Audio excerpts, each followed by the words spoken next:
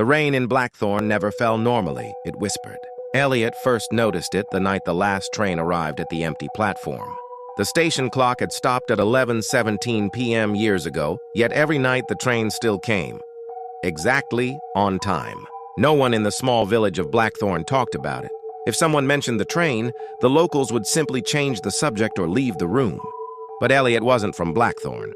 He had moved there 2 weeks earlier after inheriting his grandmother's old cottage. A quiet village in the north of England seemed perfect for writing his new novel, until the night he heard the whistle.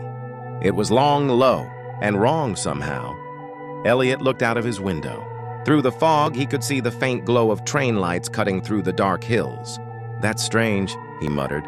"There hasn't been a train line here since the 70s. Curiosity won.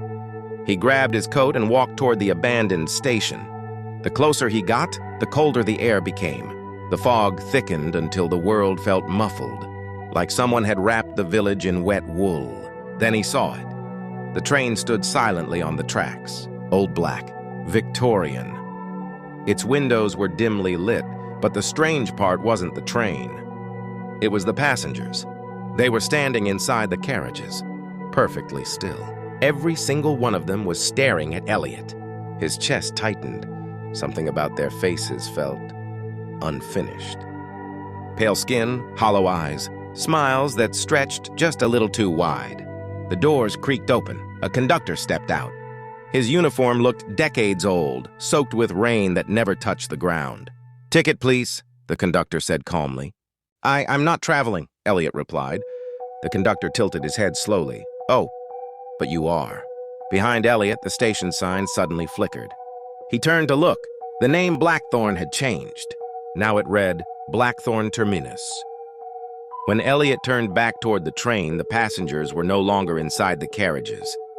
They were standing on the platform, closer, all smiling.